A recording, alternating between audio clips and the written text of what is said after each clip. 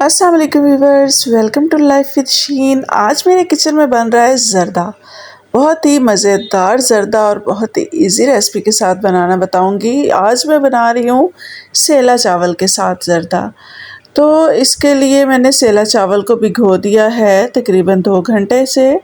और ये सारे ड्राई फ्रूट्स मैंने जो जो घर में मौजूद थे सब निकाल के रख लिए हैं। ये अशरफियाँ हैं, इनको धोकर बारीक काट के रख लिया है। और पानी ऊपर रख दिया मैंने उबलने के लिए ताकि चावलों को हम उबाल सकें। तो अब इसमें मैंने डाल दिया है ज़र्दा रंग। अभी मैंने अंदाज़े से तकरीबन 1-1.5 चम्मच डाला है। अगर हमें ये कम लगेगा तो हम और डाल लेंगे। चावल डालने के बाद उसका कलर देखेंगे। अभी इसको बॉयल आएगा तो हम इसमें डाल देंगे चावल। पानी को उबाल आ गया है तो इसमें हमने अपने जो भीगे हुए चावल थे वो डाल दिए। सेला राइस हैं, इनको हमने फुल बॉयल करना है। इसकी कन्नी बिल्कुल भी नहीं रखनी। जो दूसरे वाले चावल होते हैं उसकी कन्नी रख के बॉयल करते हैं, मतलब उसको तकरीबन 90% तक बॉयल करते हैं, लेकिन इनको हम फुल बॉयल कर लेंगे। अब ये कलर मुझे थोड़ा कम लग रहा है, लेकिन हम एक उबाल आने तक देखेंगे। अगर कलर कम लगा तो फिर हम और डाल लेते हैं।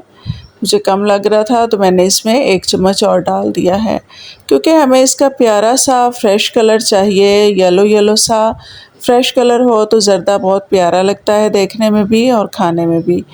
तो अब ये देखें, इसका ये वाला कलर बहुत ही अच्छा आ गया है।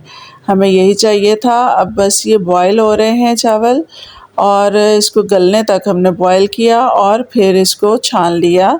छानने के बाद ये देखें, हमने टोकरी में निकाल के रख लिया और ये बिल्कुल बॉयल गले हुए हैं चावल। तो अब हमने सारी चीज़ों को इकट्ठा करके रख लिया जो जो हमें चाहिए। ड्राई फ्रूट्स हैं और चावल भी हमने निकाल के रख लिए, और चीनी हमने मैयर करके रख ली है। चावल हमारे 4 प्याली हैं और चीनी हमने ली है 3.5 प्याली। आप चाहें तो 4 प्याली भी डाल सकते हैं, यानी कि बराबर चावलों के बराबर चीनी डालते हैं, लेकिन हम मीठा थोड़ा कम खाते हैं तो मैंने 3.5 प्याली ली है। अब इसमें घी भी बहुत कम जाता है, ऑयल नहीं डालना, हम घी का इस्तेमाल करेंगे। तो घी मैंने डाला है इसमें आधे कप से थोड़ा सा ज़्यादा। तो इसमें मैंने डाल दी है इलायची। इलायची हमने 5-6 ले ली हैं। इनको बस हल्का सा गरम घी में मिक्स करना है और फिर इसमें डाल देनी है चीनी। चीनी हमने मैयर करके रखी हुई थी तो इसलिए आराम से इसी तरह डाल दें और फिर इसको मिक्स कर लें। फटाफट से मिक्स करके इसमें थोड़ा सा पानी डाल देना चाहिए ताकि चीनी की गुठलियाँ ना बने।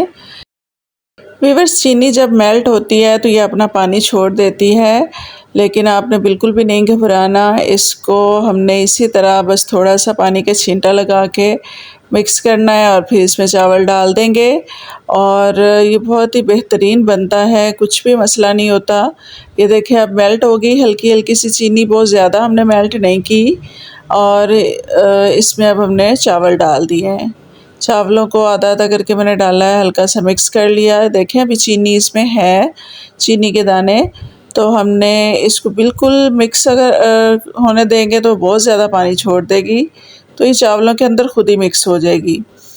तो अब हमने सारे चावल डाल के इनको हल्का हल्का हल्के हाथ से हिलाना है, क्योंकि अगर हम बहुत ज़्यादा हिलाएंगे तो ये चावल टूट जाते हैं। तो बस हल्का सा मिक्स करके इसको छोड़ देना तेज़ आंच पे, और हमने फुल तेज़ आंच रखनी है ताकि जो पानी है चीनी का वो फटाफट खुश्क होता रहे। साथ साथ ये देखें काफ़ी पानी छोड़ दिया हुआ है।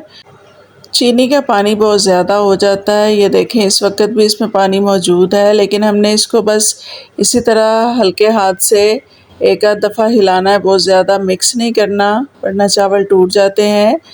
तो चीनी का पानी खुश्क हो जाता है, इसका कोई मसला नहीं है। अब हमने ऊपर से ड्राई फ्रूट्स डाल दिए। तकरीबन 10 मिनट हमने तेज़ आंच पे चावलों को इसी तरह पकाया है, खुला छोड़ के, ढक्कन के बग़ैर।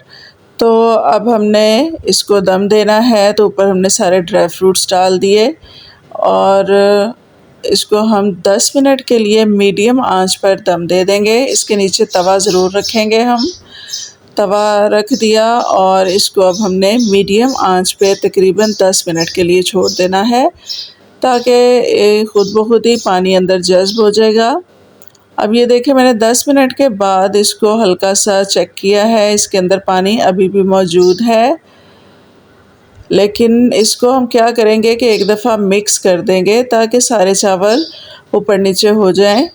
अब पानी थोड़ा थोड़ा सा है अभी इसमें, तो हम बस मिक्स करके इसको दोबारा से दम लगा देंगे। ये मैंने दोबारा दम लगा दिया तकरीबन 15 मिनट के लिए। अब दम 15 मिनट के बाद जब मैंने हटाया दम, तो ये देखें माशाल्लाह से अब इसमें बिल्कुल भी पानी मौजूद नहीं है और चावल बहुत अच्छे बन चुके हैं, कहीं से भी नहीं टूटे और खिले खिले चावल बने हैं। तो व्यूअर्स, ये छोटी छोटी सी टिप्स हैं जो कि याद रखने वाली होती हैं, वरना ज़र्दा बिल्कुल भी मुश्किल नहीं है। और इसको हम बासमती राइस से भी बना सकते हैं, उसमें थोड़ी एहतियात ज़्यादा करनी पड़ती है। तो ये है, अब हमारे चावल रेडी हैं। देखें बिल्कुल खिले खिले बहुत अच्छे बने हैं। आप भी ज़रूर ट्राई कीजिएगा मेरी रेसिपी से। इसको हमने चना पुलाव के साथ सर्व किया, जो कि बहुत ही मज़े का लगता है।